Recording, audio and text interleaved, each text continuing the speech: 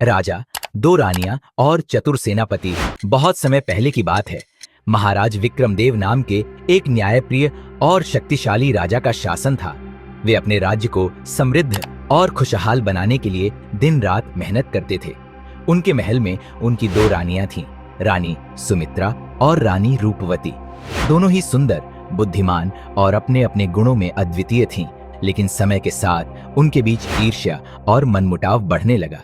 दो रानियों के बीच बढ़ती खटपट। रानी सुमित्रा स्वभाव से गंभीर, धैर्यवान और सरल थीं, जबकि रानी रूपवती चंचल, महत्वाकांक्षी और अपने अधिकारों को लेकर सतर्क रहती थीं।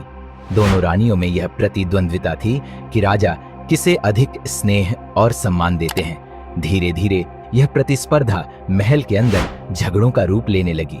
रानी सुमित्रा को लगता था कि रानी रूपवती राजा को अपनी चतुराई से प्रभावित कर रही है, जबकि रानी रूपवती को लगता था कि रानी सुमित्रा अपनी शालीनता का दिखावा करके राजा की प्रिय बनी हुई है। महल में छोटी छोटी बातों पर तकरार होने लगी और यह विवाद धीरे धीरे पूरी राजसभा तक पहुंच गया। राजा की चिंता और सेनापति की भूमिका। राजा विक्रमदेव को जब यह ज्ञात हुआ कि उनकी दोनों रानियों के बीच मतभेद बढ़ते जा रहे हैं, तो वे चिंतित हो गए। उन्होंने अपने सबसे चतुर और नीतिज्ञ सेनापति रघुवीर को बुलाया और कहा, सेनापति, मेरी दोनों रानियां आपस में कलह कर रही हैं। यह महल और पूरे राज्य के लिए शुभ संकेत नहीं है। मैं चाहता हूं कि तुम इस समस्या का समाधान निकालो। सेनापति रघुवीर अपनी बुद्धिमत्ता के लिए प्रसिद्ध थे। उन्होंने इस समस्या को सुलझाने के लिए एक योजना बनाई। चतुराई से विवाद का हल। अगले दिन सेनापति ने दोनों रानियों को एक विशेष भोज के लिए आमंत्रित किया और कहा, महाराज ने निर्णय लिया है कि अब वे केवल उस रानी को अपना उत्तराधिकारी मानेंगे जो राज्य के लिए सबसे अधिक हितकारी होगी। इसलिए आपको दोनों को एक विशेष परीक्षा देनी होगी। रानी रूपवती और रानी सुमित्रा एक दूसरे से आगे निकलने की होड़ में तैयार हो गई। सेनापति ने आदेश दिया कि दोनों रानियों को एक दिन के लिए नगर भ्रमण पर जाना होगा और यह देखना होगा कि प्रजा की क्या समस्याएं हैं और वे किस तरह राज्य की सेवा कर सकती हैं। सच्ची सेवा का महत्व रानी रूपवती ने अपने ठाट बाट और वैभव को दिखाने के लिए नगर भ्रमण किया। उन्होंने अपनी सेना और सेवकों के साथ पूरे राज्य में घूमकर भव्य अनुदान बांटे, लेकिन प्रजा से कोई वास्तविक संवाद नहीं किया।